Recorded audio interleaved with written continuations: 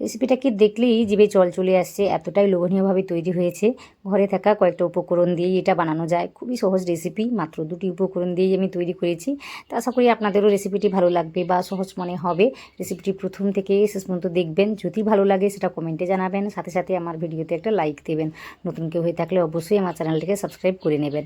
তো দেখতেই পাচ্ছেন কতটা হালকা ফুলকোভাবে তৈরি হয়েছে, এটা ভীষণ স্পঞ্জি হয়েছে, সফট হয়েছে। তো এইভাবে আপনারাও তৈরি করতে পারবেন, একদম ইডলির মতোই হয়েছে। তো রেসিপিটি প্রথম থেকে শেষ পর্যন্ত দেখবেন, এটা বারবার আমি বলছি। তাহলে চলুন ভিডিওটি শুরু করে দিই। তো সবার প্রথমে নমস্কার, কেমন আছেন সবাই? আশা করি ভালো আছেন। শুভ্র শান্তি ব্লগে আপনাদের সবাইকে স্বাগত জানাই, আমি শান্তি। আর সাথে না এই চাটনিটির রেসিপিও আমি দেখিয়েছি, খুব সহজেই তৈরি করে নেওয়া যায়। এটা দিয়ে ইডলি, ঢোকলা যে কোনো রেসিপি কিন্তু খেতে পারেন। তাহলে চলুন এখন শুরু করা যাক। একটা বাটির মাপ করে আমি এই চালগুলোকে ভিজিয়েছিলাম। ওই 1 বাটি চাল নিয়েছিলাম আমি, ওটা 2 ঘন্টা ধরে ভিজিয়ে রাখতেই কিন্তু এইভাবে নরম হয়ে গিয়েছে। তো এটাকে আমি এখন বেটে নেব। তো এখানে আমি ডাল বা আর কিছুই দিচ্ছি না, শুধুমাত্র চালটাকে দিয়ে আজকে রেসিপিটি বানাবো। তাও কিন্তু নরম তুলতুলেভাবে এটা তৈরি হবে, খেতে কিন্তু দারুণ লাগে। তো রেসিপিটি প্রথম থেকে শেষ পর্যন্ত দেখবেন, বারবার আমি একই কথাই বলছি। এই যে বাটিটা দেখতে পাচ্ছেন, এই বাটির মাপ করে আমি 1 বাটি চাল নিয়েছিলাম, ওটাকে ভিজিয়ে রেখেছিলাম। তারপর এই যে ওই বাটিরই হাফ বাটি আমি নিয়েছি দই, টক দই। এই দইটা কিন্তু ভীষণ একটা টক না, আর যদি বেশি টক হয় তাহলে কিন্তু একটু কম করে নিতে পারেন। তারপর আমি দিয়েছি ওই যে নারকেল, আমার কাছে ছিল, ওটা আমি একদম ফ্রেশ, তো ওটাই আমি দিয়েছি, আর একটু আদা দিয়েছি। আপনারা চাইলে কিন্তু এখানে কয়েকটা কাঁচা লঙ্কাও দিতে পারেন, আজকে আমার বাড়িতে নেই তাই আমি দিইনি।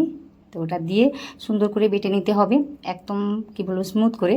তো সেইভাবে আমি বেটে নিয়েছি, আপনাদের আমি দেখিয়ে দিচ্ছি ঠিক কীভাবে বেটে নিতে হবে। একটু যদি জলের প্রয়োজন পড়ে তখন কিন্তু জলটাকে দিয়ে কাজটাকে করে নিতে হবে। তো এই পেস্টটাকে আলাদা একটা পাত্রে আমি নিয়ে নিচ্ছি। তো এটাকে বেটে রেখে দেওয়ার কোনো প্রয়োজন নেই, এখানে আমি একটা চাটনি বানাবো বলে একটু সময় ধরে রেখে দিচ্ছি, এতে করে আরও একটু নরম হয়ে যাবে চালটা। সে যাই হোক, মোটামুটি এইভাবে একটা পাত্রের মধ্যে নিয়ে নিচ্ছি। আপনারা চাইলে কিন্তু এখনই এটাকে বানিয়ে নিতে পারবেন, বারবার আমি একই কথাই বলছি। তো এটাকে একটা পাত্রের মধ্যে নেওয়ার পর দেখাচ্ছি কতটা পাতলা করে জিনিসটাকে আমি তৈরি করেছি। তো এইভাবে কিন্তু পাতলা করে জিনিসটাকে তৈরি করতে হবে, ভীষণ গাঢ় করে তৈরি করলে হবে না। তাছাড়া এটাকে একটু রেস্টে রেখে দিলে এটা আর একটু গাঢ় হয়ে যায়। আপনাদের আমি দেখাবো, সব কিছুই দেখাবো, রেসিপিটি দেখুন।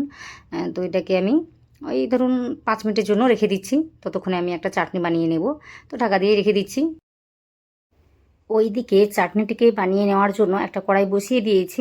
কড়াইটা ভালোভাবে গরম হয়ে যেতেই আমি 1 চামচের মতো তেলটাকে দিয়েছি, তেলটাকে দিয়েও ভালোভাবে গরম করে নিয়েছি। তারপর এতে আমি দিয়েছি একটা শুকনো লঙ্কা, তারপর একটু আদা, তারপর দিয়েছি ওই যে জিরে, গোটা জিরে 1 চামচের মতোই দিয়েছি। ওটাকে দেওয়ার পর একটু সময় নিয়ে ভেজে নেওয়ার পর আমি কী করেছি, একদম ফ্রেশ যে নারকেলটা ছিল ওটাই আমি দিয়েছি। তো একটা ছোটো মাপের নারকেল ছিল, ওটাকে আমি ছাড়িয়ে নিয়েছিলাম, তো ওটাই আমি দিয়েছি। দিয়ে না একটু সময় ধরে নাড়িয়ে চাড়িয়ে নিচ্ছি। তারপর এর উপরে আমি দেবো ওই কারি পাতা, এটা দিলে কিন্তু খেতে খুবই ভালো লাগে, তো যে কারণে দেওয়া। ধনে পাতাটা থাকলে ধনে পাতাও দিতে পারেন, তো আজকে আমি ওই যে দিলাম কারি পাতা। তো ওটা দিয়ে আমি ভেজে নেব। ওই 2 থেকে 3 মিনিটের মতো সময়টা লাগে মোটামুটি সব কিছুকে ভেজে নিতে, বেশি একটা সময় লাগে না। তো এটাকে ভেজে নেওয়ার পর আমি কি করব, ওই যে একটা মিক্সার জারে নিয়ে নেব বেটে নেওয়ার জন্য। কিন্তু এটাকে প্রথমে ঠান্ডা করে নিতে হবে, গরম গরম অবস্থায় এটাকে বাটা যাবে না। তো এটা মোটামুটি ভেজে নিয়েছি, ভেজে নেওয়ার পর ওই যে আমি নিয়েছি জারটা, তো ওতে আমি তুলে নিচ্ছি। কিন্তু সসা আমি বেটে নেব না, একটু ঠান্ডা করে নিতে হবে, তাহলে কিন্তু কাজটি ভালোভাবে হবে। আর গরম অবস্থাতে কিন্তু বেটে নেওয়া যায় না। তো মোটামুটি 5 মিনিটের জন্য আমি থেমে যাব, তারপর কিন্তু আবার বেটে নেব। তো আরও কিছু উপকরণ এতে দিতে হবে, তো সেইগুলো আমি দেখিয়ে দিচ্ছি। তো আমি কি করেছি, এখানে লবণটাকে দেবো। আমি এখনও পর্যন্ত লবণ দিইনি, তাই আমি লবণটাকে দিয়েছি, সাথে দিয়েছি চিনি। এই চিনিটা কিন্তু গুঁড়ো করা, তাই এইভাবে দেখাচ্ছে। তো বুঝে শুনে দেবেন, যতটা লাগবে ততটাই দেবেন। তারপর আমি একটু দই দিয়েছি, দই বলতে 2 চামচের মতো। আর দইটা যদি না থাকে তাহলে একটু তেঁতুলও দিতে পারেন বা একটু লেবুর রসও দিতে পারেন। তো এটাকে দেওয়ার পর আমি দিয়েছি জল, যতটা পাতলা করে বানাতে চান ঠিক সেভাবেই কিন্তু বুঝে শুনে জলটাকে দিতে হবে।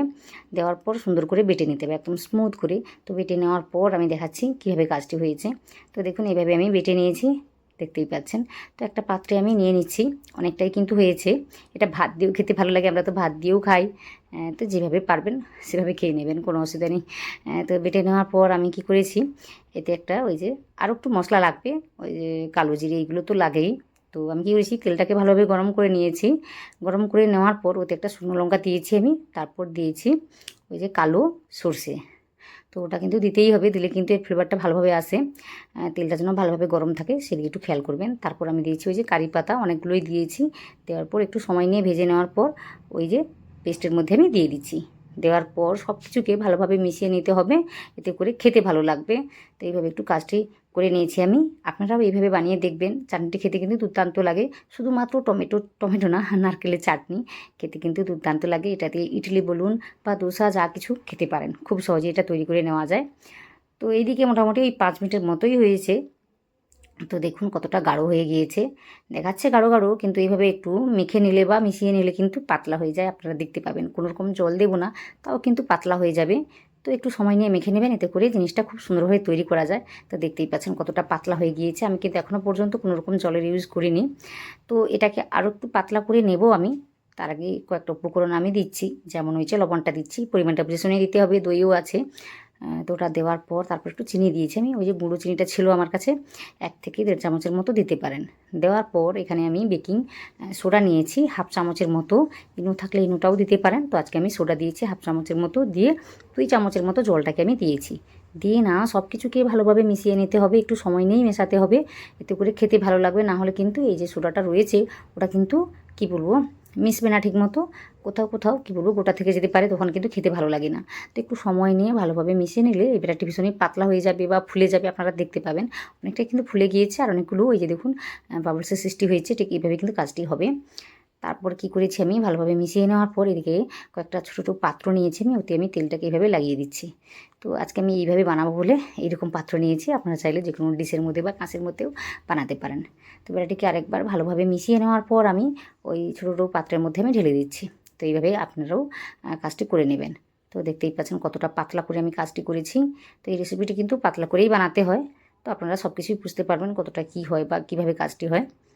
তো এটার মধ্যেও আমি ঢেলে নিচ্ছি। ঢেলে নেওয়ার পর না এটাকে একটু ঠুকে দিচ্ছি, এতে করে ভিতরে যে বাতাসগুলো আছে ওইগুলো বেরিয়ে আসবে। না হলে কিন্তু এই রেসিপির মধ্যেই বড় বড় ফাঁকা থেকে যাবে।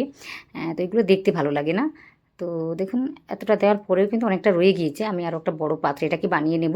তো ওটাও আমি দেখাবো আপনাদের কীভাবে কী করেছি আমি। তাহলে চলুন এগুলোকে রান্না করে ফেলি। তো এইদিকে কড়াইটাকে বসিয়ে দিয়েছি, বসিয়ে না জলটাকে গরম করে নিয়েছি, তারপর একটা স্ট্যান্ড রেখে দিয়েছি। তো একটা পাত্র এইভাবে রেখে দিয়ে ঢাকনা লাগিয়ে আমি হতে দেব 7 থেকে 8 মিনিট মাত্র। ওই যে একদম মিডিয়াম ফ্লেমেই কিন্তু রান্নাটিকে করে নিতে হবে, নাহলে কিন্তু এই জলটা কী বলবো এই রেসিপির মধ্যে উঠে আসবে। আর জলটা যেন ওই রেসিপির নিচে থাকে, রেসিপি বলতে ওই যে কাঁচিটা দিলাম আমি ওর নিচে যেন থাকে, সেদিকে একটু খেয়াল করবেন। হাই ফ্লেমে রান্নাটি করা যায় না, এতে করে জলটা উপরে উঠে পড়ে, তাই আমি বলছিলাম। তো দেখতেই পাচ্ছেন মোটামুটি ওই 7 থেকে 8 মিনিটের মধ্যেই কিন্তু রেসিপিটি সুন্দরভাবে রান্না হয়ে যায়। তো এটাকে আমি এখন নামিয়ে নিচ্ছি। তারপর আরও একটা কাঁচির মধ্যে আমি দিয়েছি, বা একটা বড় বাটির মধ্যে যতটাই ছিল ততটাই আমি দিয়ে ফেলেছি। দিয়ে না বসিয়ে দিয়েছি। একটু পাতলা করে হয়েছে বলে আমি কি করেছি, এটাকে মাত্র 7 মিনিটের জন্য রান্না করেছি। একই রকমভাবে মিডিয়াম ফ্লেমে 7 মিনিটের জন্য রান্নাটাকে করে নিয়েছি। তারপর দেখা যায় জিনিসটা কীভাবে হয়েছে, একটু ঠান্ডা করে নিচ্ছি ততক্ষণে। তো দেখুন এদিকে চাটনিটিকে আমি আলাদা একটা পাত্রে নিয়েছি সাজিয়ে নেওয়ার জন্য, আর এইগুলো এখন কিন্তু ঠান্ডা হয়ে গিয়েছে। তো দেখুন কত সহজে এগুলোকে তোলা যাচ্ছে। যদি গরম থাকে তখন কিন্তু এগুলোকে এভাবে তোলা যায় না। তাছাড়া জিনিসটা হওয়ার পর কিন্তু হাত দিয়ে দেখে নিতে হবে, উপর দিকটা নরম থাকবে কিন্তু হাতে লাগবে না, তাহলে বুঝতে হবে কিন্তু এগুলো হয়ে গিয়েছে। বা একটা কাঁটির সাহায্যে দেখে নিতে পারেন। তো দেখুন পিছনটা কত সুন্দর দেখতে লাগছে।